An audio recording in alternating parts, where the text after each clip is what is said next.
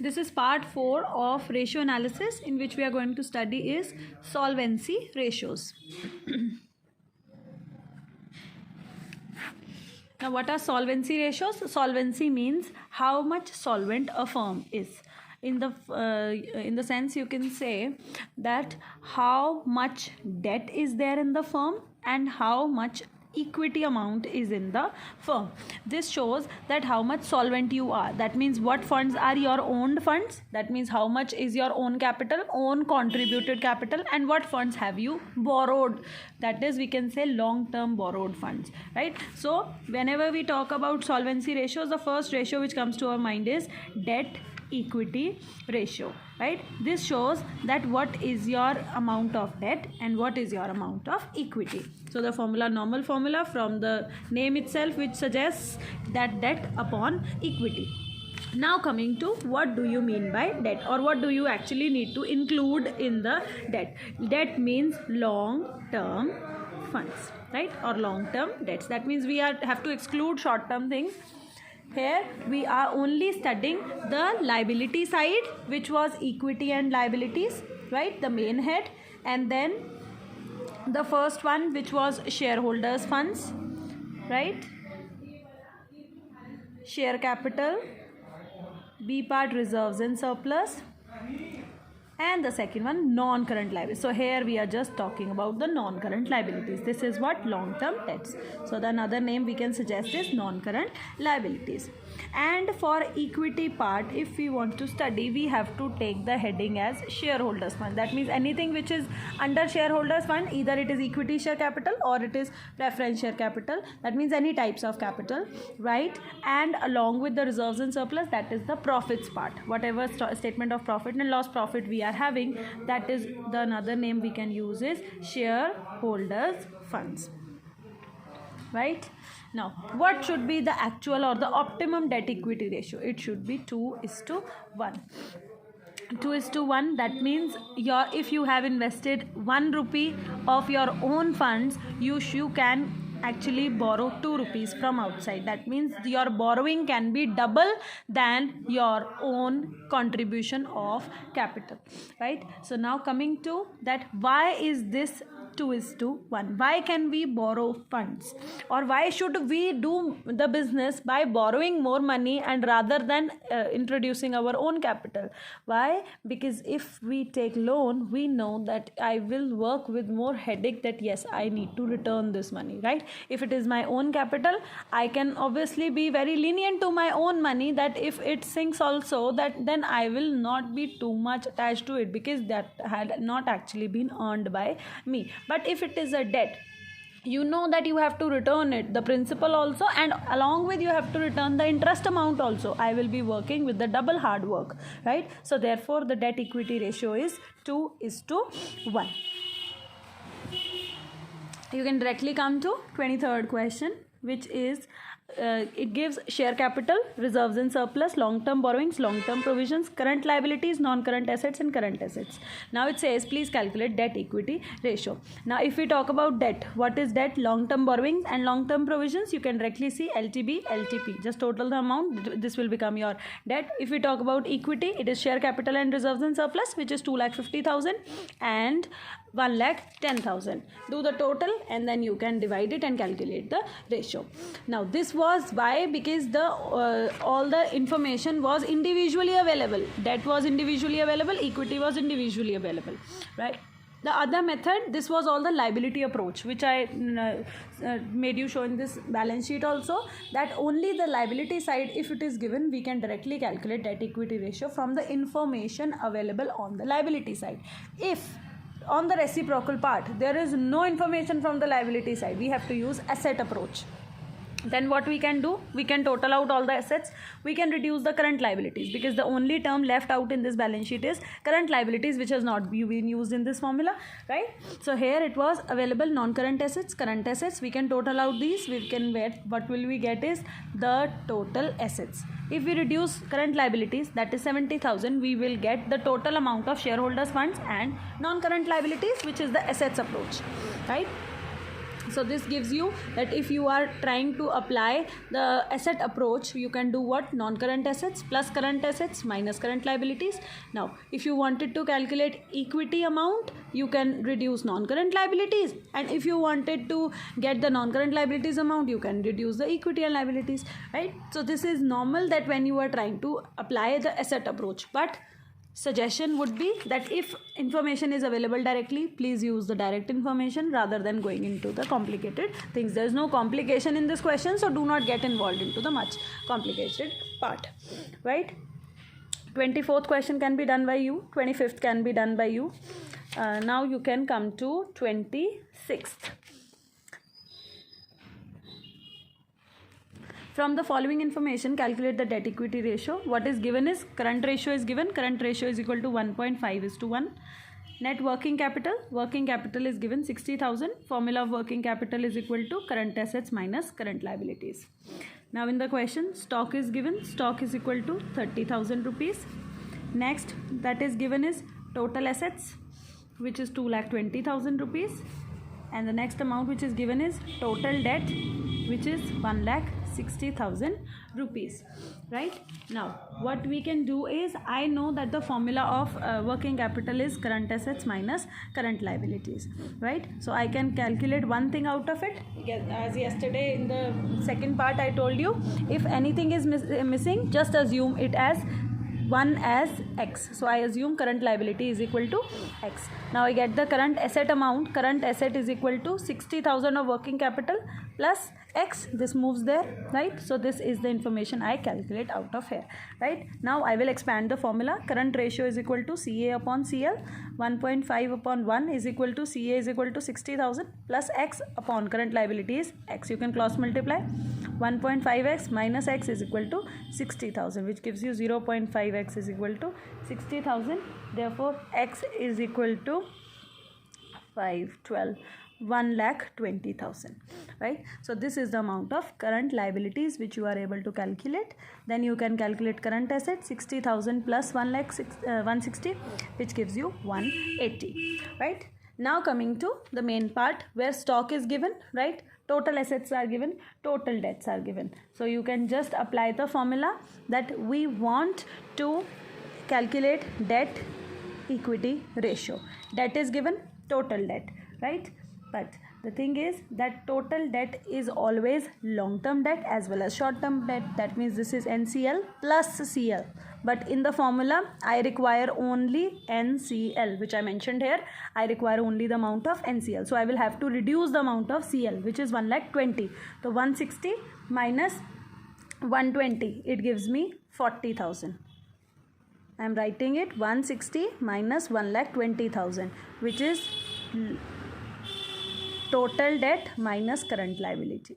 Okay, I will get non-current liabilities, right? Second thing I require is equity, or you can say the assets amount can be totaled out. That means total assets is given, right? I can reduce the current liability as well as the non-current liability out of it.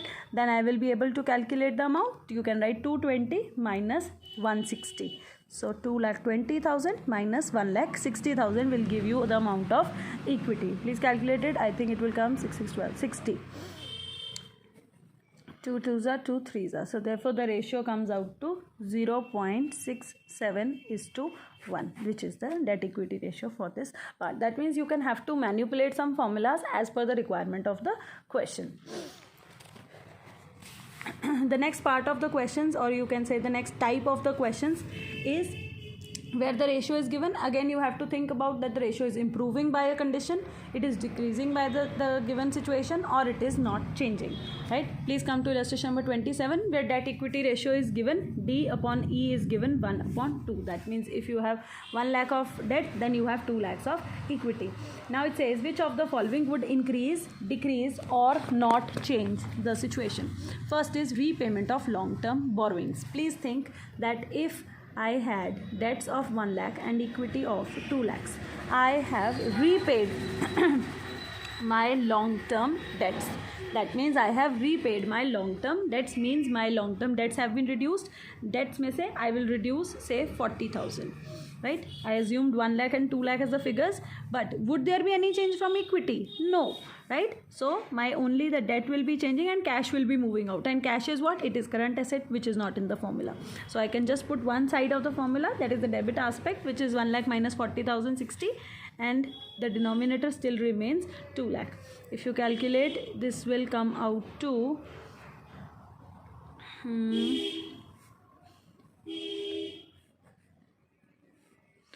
so 0.3 is to 1, and the earlier ratio was 1 is to 2, right? So this shows that the ratio has decreased, right? This was 1 upon 2. You can also write 0.5 is to 1. So this time 0.5, say it has shifted to 0.3, that means there is a reduction. So you can write it has reduced. Okay. Second, purchased a fixed asset for 50,000 on long-term deferred payment basis. That you purchased a fixed asset. Normal thing, you have purchased a fixed asset, right? And it is a long-term deferred payment. That means you will have to pay money, but after a long period of time. That means your debt has increased. Normal, right? 1 lakh, and you have increased your long-term debt, but there has been no change on the equity part. When you purchase an asset, what will happen? Your non-current asset will increase, and if you have purchased it on a long-term deferred payment, that means on a long-term loan. Deferred payment you can normally understand is called loan. ठीक है, आपके लिए उतना ही काफ़ी है. So calculate the amount. You will get this as 0.54, 0.75 is to 1, right? So this has improved the situation, right? Coming to the next part, issued new equity shares of 75,000. Now, if we issue new shares, that means my share capital will improve. So, I have issued shares of 75,000. But issuing shares will bring cash in, right? And will increase my issue of share capital. But there will be no change on the debt side. So, it remains 1 lakh. And on the denominator it becomes 2,75,000. So this will show a reduction because the denominator has increased. It may be around 0.363 is to 1. It says 36 is to 1, then only it will show a reduce. That means you will have to calculate it up to points. If you divide 100 by 275, you will get 0.36 is to 1, right? Which shows that this is a reduction from 0.5 to 0.3, right?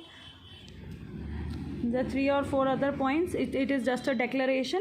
You can see that declaration of dividend will amounting to declaration of final dividend is of about 20,000, right?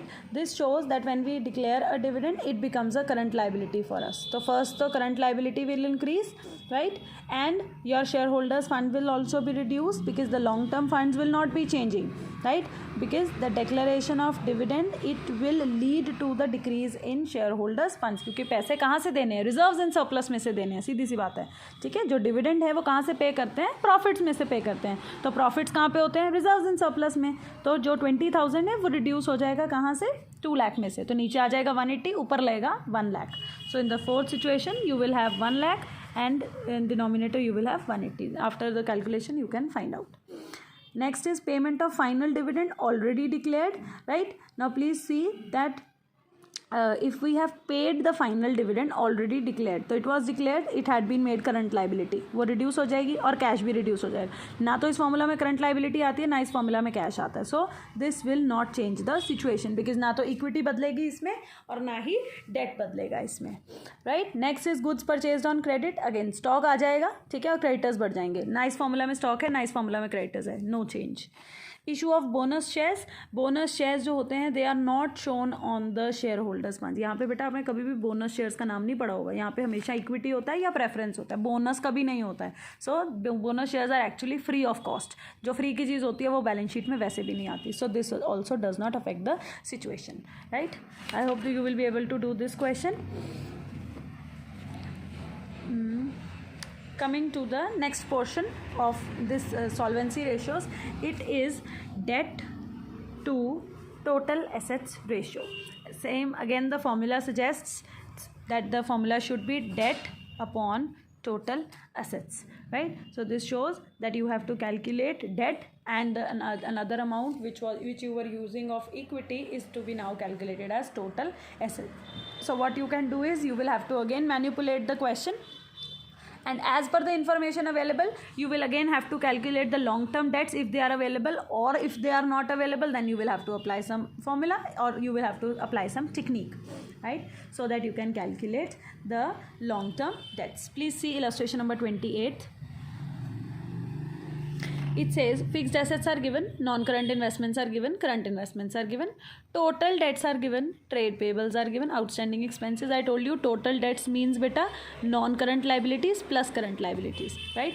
But we require only long term debts. ये total दिए हैं, हमें सिर्फ non current चाहिए, तो मुझे ये current वाली सारी चीज़ें हटानी पड़ेंगी. What is current? Trade payables, outstanding, bank overdraft, तीनों current है, right? So for the debt formula, what will I do is debt I require.